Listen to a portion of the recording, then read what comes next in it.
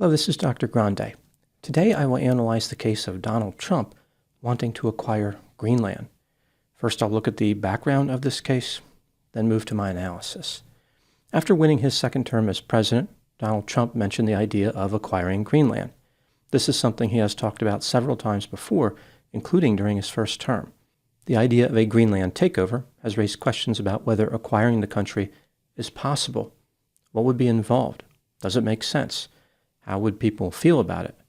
Before examining these questions, I will offer a little bit of background on this country. Greenland is an autonomous territory of the Kingdom of Denmark. At 836,000 square miles, it is the largest island in the world and sits between the Arctic and Atlantic Oceans. Sometimes people get confused by this because they think of Australia as an island, and of course Australia is much larger than Greenland, but Australia is actually a continent. Greenland is home to roughly 57,000 people who, for the most part, live on the southwest coast. Just to put that in perspective, the population is the same as the capacity of Dodger Stadium in Los Angeles, California. As far as ethnicity, most of the residents are Inuit. Canada and Alaska also have many people who belong to this indigenous group. Greenland struggles with an alcohol consumption epidemic, and depression is widespread. The country does not have its own military. Denmark is responsible for the protection of the island. In 1951, Denmark and the United States signed the Greenland Defense Agreement, which allows the U.S. to operate military bases on the island. The United States currently operates one base. It is a Space Force base. The economy of Greenland is highly dependent on Denmark and also relies on fishing, minerals, and tourism. Not surprisingly, based on its location, the country has a cold climate. The average temperature in the winter is -4 degrees Fahrenheit, and the average in the summer is 42. In 1991, the country recorded the lowest temperature ever in the Northern Hemisphere, -93 degrees Fahrenheit. In 2009, Greenland won the right to secure its independence if it ever voted to do so. At any time, Greenland could become free from Denmark.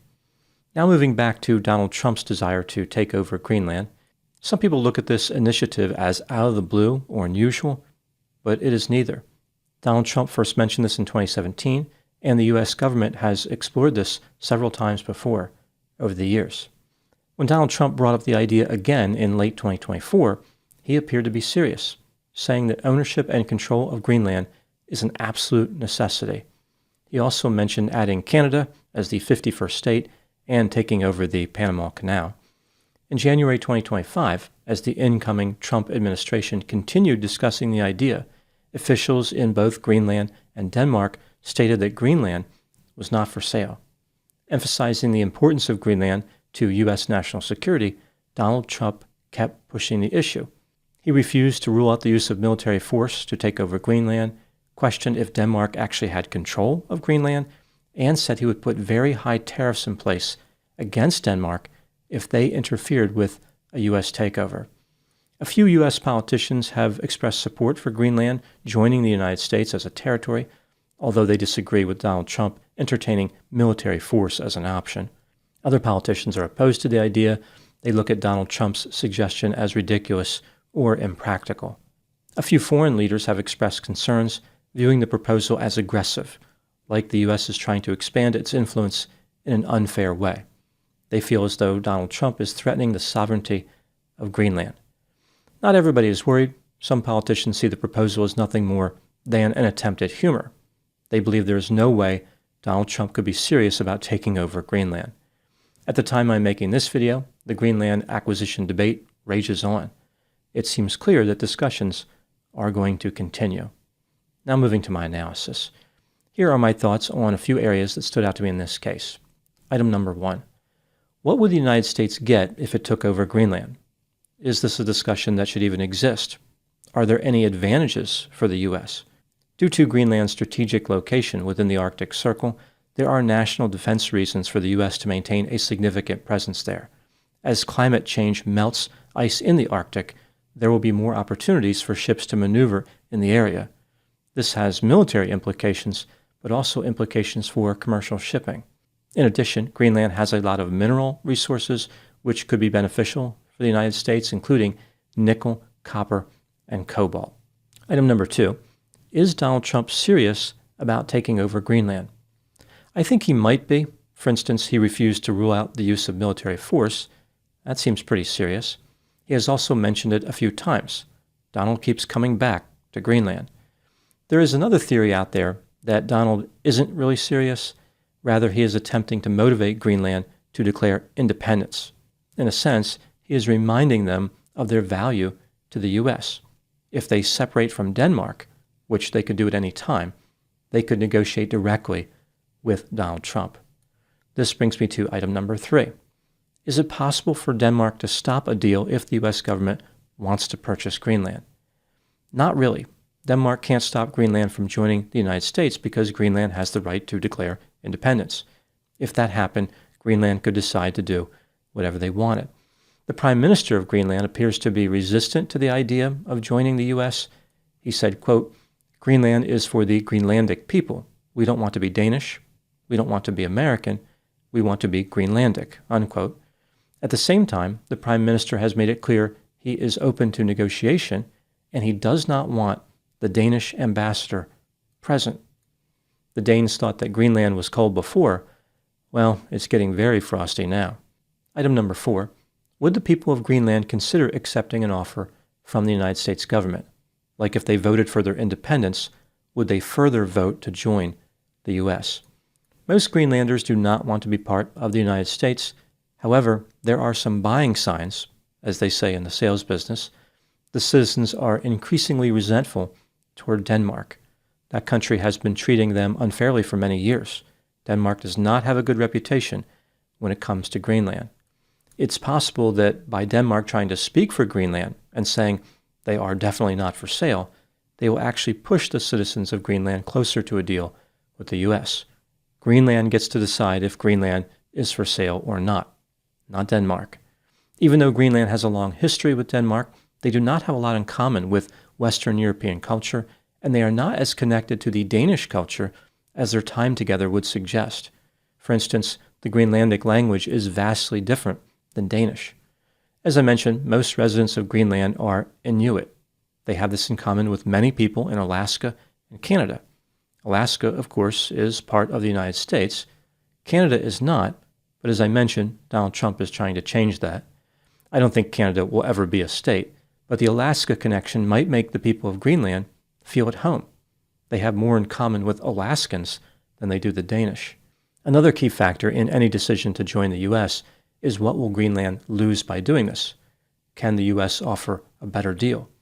Denmark supplies Greenland with $500 million a year in subsidies, as well as many teachers and medical professionals. In theory, the United States could offer Greenland a better deal than that. Item number 5. I think it's very unlikely that the U.S. will use military force in an effort to obtain Greenland.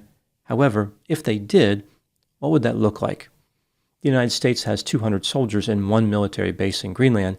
It would not be hard to fly in more.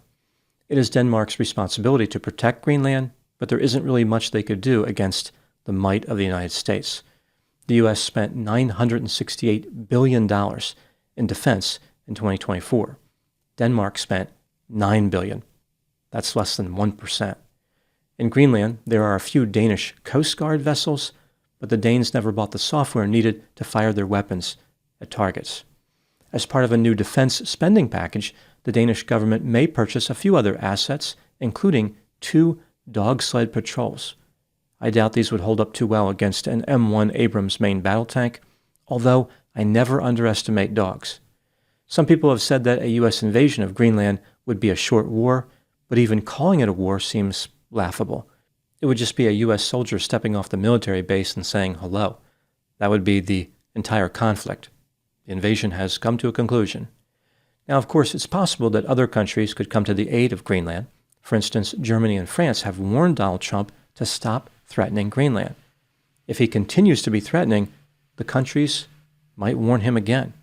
I imagine they would be willing to warn him as much as necessary, even to the point of issuing an excessive quantity of warnings. That is probably all they could do. As I mentioned, the chances of the U.S. invading Greenland are small. I don't think it's ever going to happen. There is no reason to invade, and it would be a very unpopular engagement. In my opinion, if anything happens with this Greenland situation, it would probably involve some type of long-term agreement or a purchase, so Greenland could become a U.S. territory. Despite Greenlanders saying they don't want to be part of the U.S., money can be very persuasive. Everybody talks tough until somebody pushes a few $100 billion across the table. If the U.S. wants Greenland that badly, the country will probably find itself for sale. Now moving to my final thoughts. Not surprisingly, anything that Donald Trump does, whether right or wrong, will attract negative attention from his detractors. This is the nature of politics. Many people have called his plan laughable and ridiculous. Interestingly, in 1867, the Secretary of State, William Seward, negotiated the purchase of Alaska from Russia for $7.2 million. That's less than 2 cents an acre. Somehow, for his detractors, that was too much money. The purchase of Alaska was called Seward's Folly. They made fun of him, saying that he had no idea what he was getting the United States into. As it turns out, it was one of the best deals the United States has ever made. That doesn't mean that buying Greenland is a good idea, but bringing up the topic of expanding the United States is not inherently bizarre or misguided. Those are my thoughts on the acquisition plans for Greenland. Thank you so much for watching. I'll talk to you soon.